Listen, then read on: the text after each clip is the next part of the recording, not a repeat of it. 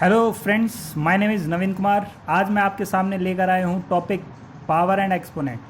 Power and exponent पे friends मेरी एक वीडियो पहले भी आ चुकी है जिसमें मैंने बेसिक ऑफ पावर्स के बारे में बताया, मतलब पावर एंड एक्सपोनेंट का बेसिक, कि उसमें पावर क्या होती है, पावर कैसे बनाते हैं, ठीक है। और उसमें मैंने थोड़े बहुत 2-3 लॉज के बारे में भी बताया था। लेकिन आज की वीडियो में मैं पूरे लॉज ऑफ पावर्स के बारे में चर्चा करने वाला हूँ, तो ये पूरी वीडियो देखिए आप, ठीक है। तो यहाँ पे मेरे पास 10 लॉज हैं, 10 लॉज ऑफ पावर्स। तो one by one upon discuss करेंगे। तो पहला लॉज क्या है, जैसे कि आप देख पा रहे हैं, अगर ए क्या है, अपना बेस है और बेस नीचे होता है और उसकी पावर ऊपर लिखी जाती है, ठीक है ना।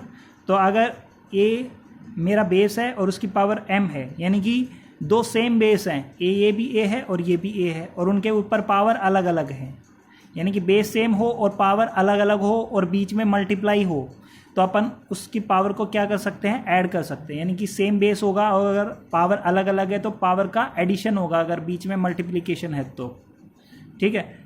तो यानी कि जैसे एक एग्जांपल लूँ, 2 मल्टीप्लाई 2 मल्टीप्लाई 2 तो ये कितना आएगा, 2 +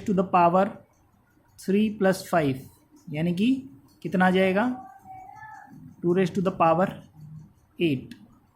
ठीक है फ्रेंड्स। ऐसे ही दूसरा अपना लॉज क्या है, अगर यहाँ पे माइनस में, जैसे इसी में अगर अपन एक और लो बनाएं छोटा, जैसे इसी का ही सेकंड पार्ट हो जाएगा वो, अगर a की पावर m है मल्टीप्लाई a⁻⁻n, तो यहाँ पे पावर का क्या होगा, सब्ट्रैक्शन। यानी कि यहाँ पे अगर -n है तो यहाँ पे -n आएगा, अगर पॉजिटिव n है तो पॉजिटिव n आएगा, ठीक है ना। और अगर बीच में मल्टीप्लाई है तो एक तरीके से एडिशन ही है ये, ठीक है, बस पावर माइनस में है तो माइनस आएगी। अगर मान लो a⁻m और बीच में डिवाइड का साइन हो, तो अपन डायरेक्ट उसको क्या लिखेंगे, पावर का सब्ट्रैक्शन होगा वहाँ पे, यानी कि सेम बेस हो और बीच में डिवाइड हो तो पावर का क्या होता है, सब्ट्रैक्शन। जैसे एग्जांपल लूँ मैं, 5⁻⁷ डिवाइड 5⁵5 तो यहाँ पे अब ये वाली टर्म अपन डायरेक्ट लिख सकते हैं, 7 - 5 तो कितना आएगा, 5⁻²। इसको वैसे अगर अपन थोड़ा सा और डीप समझना चाहें तो इसको पहले ऐसे लिखा जाएगा। और अब एक नियम होता है कि जब भी अपन नीचे से ऊपर ले जाते हैं या ऊपर से नीचे ले जाते हैं पावर्स को, तो उनका साइन चेंज होता है, वो अभी अपन आगे डिस्कस करेंगे।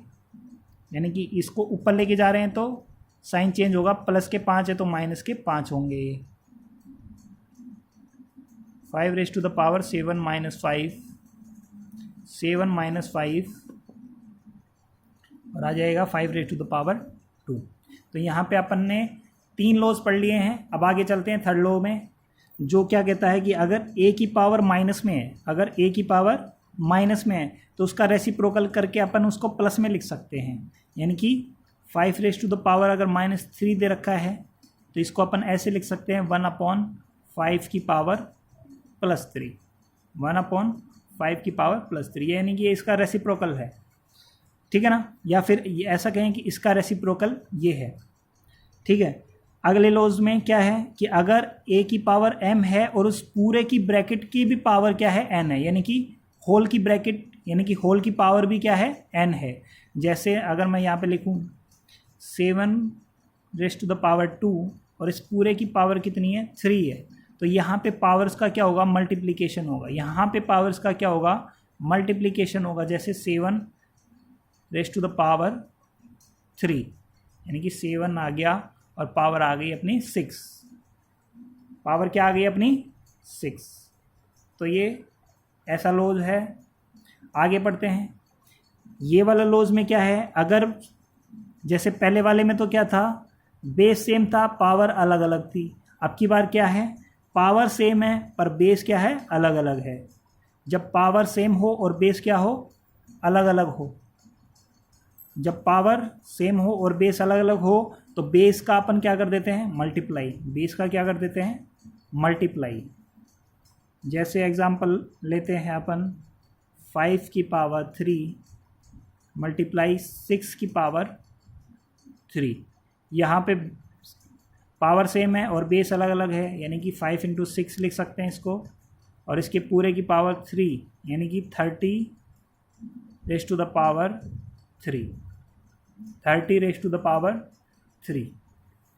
सिक्स्थ लॉ में आ गए। अब क्या है इसमें कि अगर a अपना कोई भी बेस है और उसके ऊपर पावर m है, तो अगर a के फैक्टर्स b एंड c हैं, अगर a के कोई फैक्टर है b मल्टीप्लाई c, तो उसमें पावर को अपन ऐसे लिख सकते हैं b की पावर m मल्टीप्लाई c की पावर m।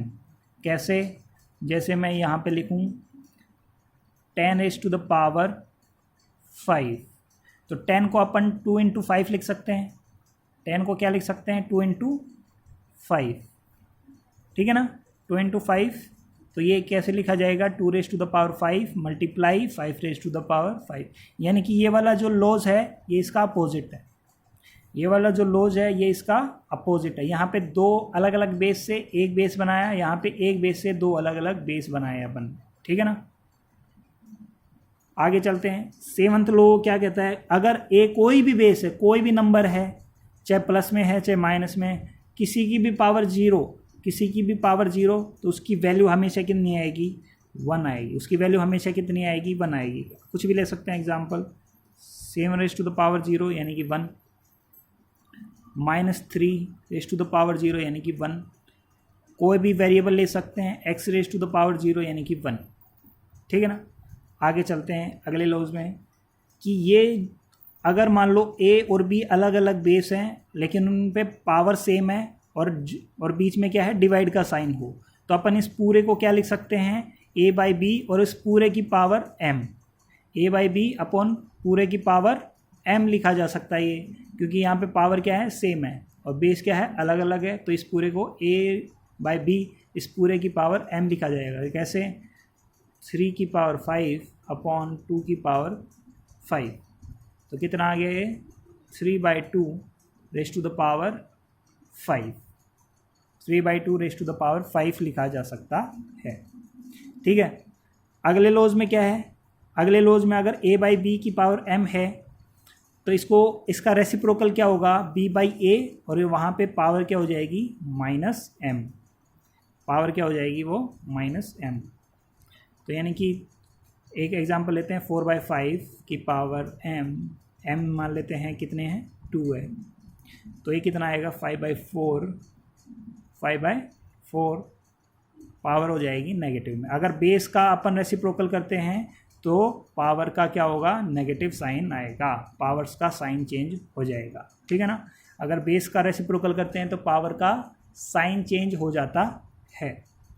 अगला जो नियम है उसमें क्या है, a की पावर m है और b की पावर कितनी है, n, a raise to the power m और b raise to the power n, तो उसको क्या लिख सकते हैं अपन, दो तरीके से वो लिखा जाएगा। अगर b को अपन ऊपर ले जाना चाहते हैं, b की पावर को अपन ऊपर ले जाना चाहते हैं, तो वहाँ पे मैंने पहले भी बताया था कि साइन चेंज होगा। मैंने अभी बताया था इस वाले नियम में कि जब अपन 5 की पावर 5 को ऊपर लेके जाते हैं तो साइन चेंज होगा।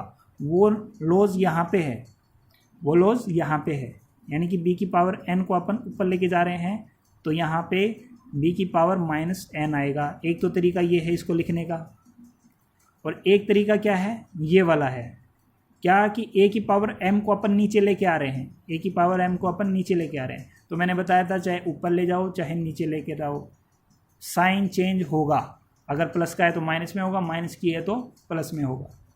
तो 1/a raise to the power -m multiply b की पावर m। एक एग्जांपल ले लेते हैं इसमें, 4 रेज टू द पावर 3 और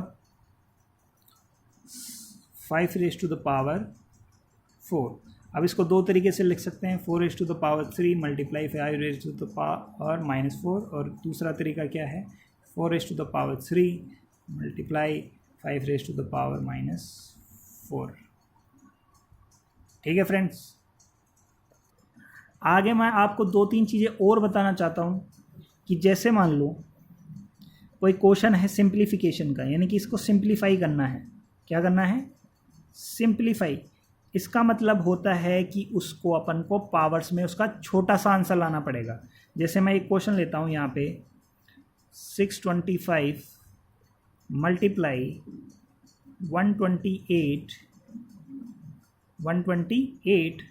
अपॉन में 10 raise to the power, sorry ये है अपना 1 लाख, ठीक है ना।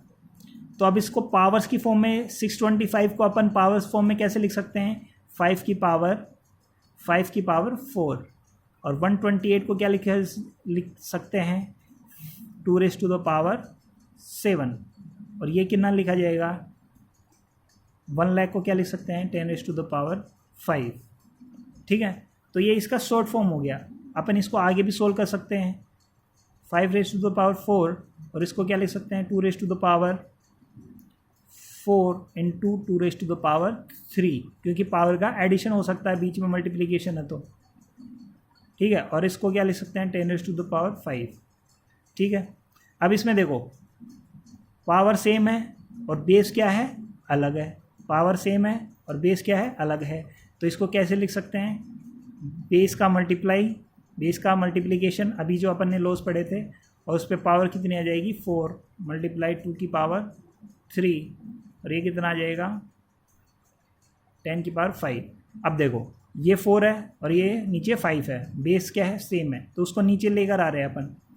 2 रेज़ टू द पावर 3 और ये 10 raise to the power 5 multiply, इस पावर को नीचे लेकर आएंगे तो 10 रेज़ टू द पावर -4।